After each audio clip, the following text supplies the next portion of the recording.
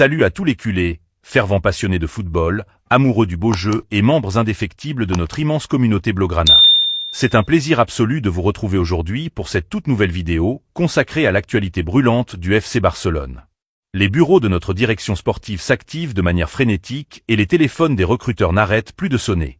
Nous allons faire le point sur l'un des feuilletons les plus denses, les plus commentés et les plus stratégiques de cette période de transfert. Nous allons évidemment reparler en profondeur du dossier Julián Álvarez. Mais avant d'entrer dans les détails de l'incroyable mise à jour qui vient de tomber, permettez-moi de vous lancer un appel important et indispensable.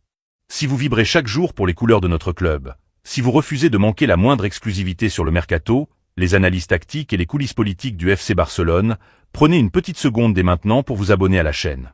Cliquez sur le bouton, activez la cloche de toutes les notifications pour être alerté en temps réel dès qu'une information de dernière minute est publiée. Pensez également à laisser un énorme pouce bleu sous cette vidéo pour donner de la force au contenu et soutenir notre travail d'analyse indépendant. Votre abonnement et vos likes sont essentiels pour faire vivre notre communauté. Alors rejoignez la famille des culés sans plus attendre et faisons grandir cette chaîne ensemble. Entrons immédiatement au cœur des révélations du jour. C'est l'incontournable et richissime source d'informations du mercato, le journaliste italien Fabrizio Romano, qui vient de publier une mise à jour capitale concernant l'état exact des négociations entre le FC Barcelone et le clan de l'attaquant argentin. Les précisions apportées par le spécialiste du marché des transferts nous permettent de décoder avec exactitude la feuille de route dictée par la direction catalane pour les semaines à venir. Selon les affirmations de Fabrizio Romano, le FC Barcelone a choisi de maintenir une stratégie ultra ciblée et particulièrement audacieuse. À l'heure actuelle, le club catalan ne fait avancer aucun autre dossier d'attaquant de pointe sur le marché. Les dirigeants barcelonais ne négocient avec aucune alternative, n'activent aucun plan de secours et refusent d'investir du temps sur d'autres pistes offensives. La raison de cette exclusivité est d'une clarté limpide. Le FC Barcelone concentre l'intégralité de ses ressources financières, de son temps et de ses efforts sur la seule piste menant à Julián Álvarez. Les réunions au sommet se succèdent en coulisses et les discussions se maintiennent de façon très fluide et permanente avec les représentants légaux et l'entourage direct du joueur de l'Albicéleste. L'espoir fou de la direction barcelonaise reste inchangé. Trouver une formule juridique et financière viable pour débloquer la situation contractuelle et convaincre son club actuel de lâcher sa pépite. Fabrizio Romano lève le voile sur un détail interne crucial. Lors de chaque réunion de planification sportive au sein du club, le nom de Julián Álvarez est systématiquement évoqué, analysé et placé au sommet de l'ordre du jour. Il est la priorité absolue, le choix numéro 1 incontestable de la direction technique et du staff pour redynamiser l'attaque. Cette posture assumée par le président Joan Laporta démontre que Julián Álvarez n'est pas un simple joueur sur une liste de cibles potentielles. Il est considéré comme le chaînon manquant, l'élément central capable de faire passer un cap compétitif majeur à l'équipe. Le Barça affiche donc ses ambitions aux yeux du monde entier en focalisant toute son attention sur cette opération d'envergure internationale. Permettez-moi maintenant de vous donner mon avis bien tranché et mon ressenti global sur ce feuilleton qui s'éternise.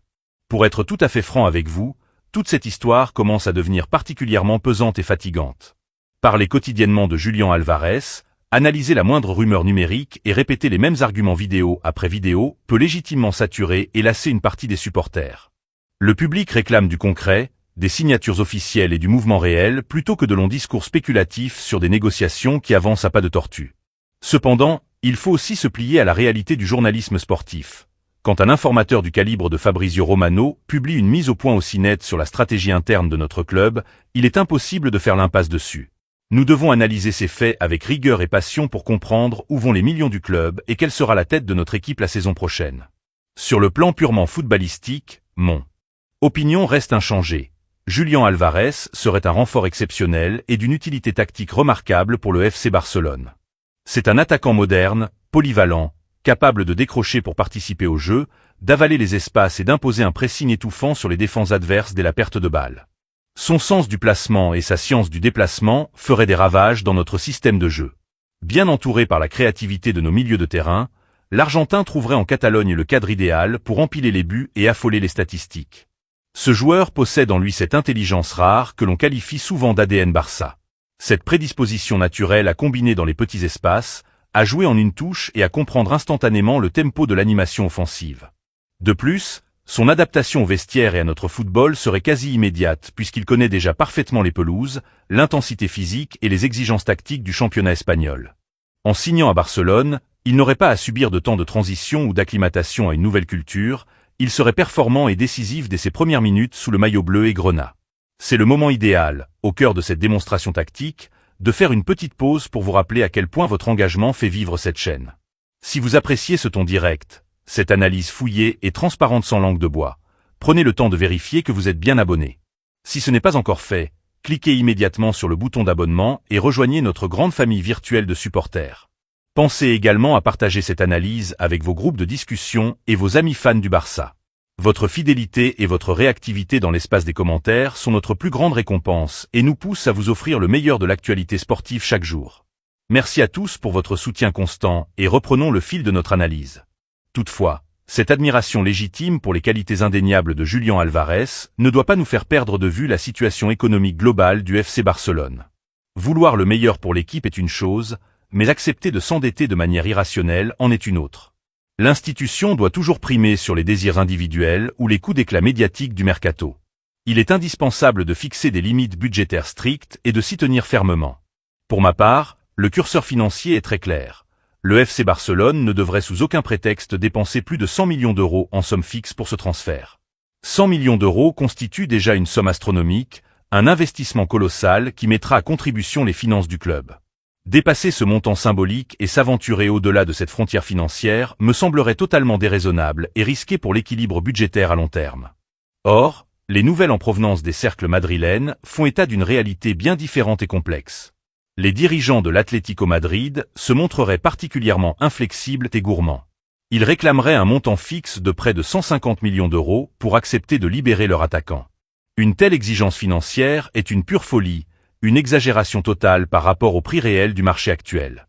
Julián Álvarez est certes un joueur exceptionnel, jeune, talentueux et champion du monde, mais aucun paramètre sportif ne justifie de dépenser une somme aussi démesurée.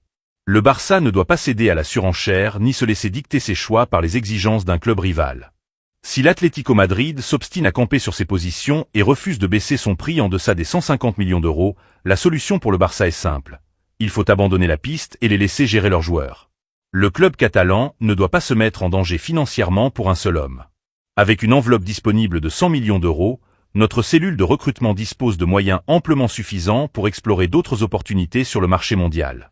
Le football international regorge de talents offensifs, de buteurs affamés et de profils athlétiques de premier plan qui ne demandent qu'à exploser au plus haut niveau. En cherchant de manière méthodique et professionnelle, le Barça est largement capable de trouver un attaquant de classe internationale pour un montant bien plus cohérent, un joueur qui apporterait des qualités complémentaires et une efficacité tout aussi redoutable devant le but. La direction barcelonaise doit retenir les leçons des erreurs commises par le passé. Les transferts pharaoniques, conclus dans la précipitation pour des montants irrationnels, ont lourdement pesé sur la trajectoire financière du club ces dernières années. La reconstruction entamée doit se faire sous le signe de la responsabilité, de la rigueur et de l'intelligence stratégique. Nous voulons voir le Barça soulever de nouveaux trophées et briller sur la scène européenne, mais cela doit se faire par le biais d'une gestion saine et pérenne. Nous voici arrivés au terme de cette grande analyse complète autour des révélations de Fabrizio Romano sur le dossier Julián Álvarez. Un immense merci à vous tous d'avoir suivi ce décryptage jusqu'au bout. C'est maintenant à votre tour de prendre le contrôle de l'espace des commentaires juste en dessous pour faire vivre le débat.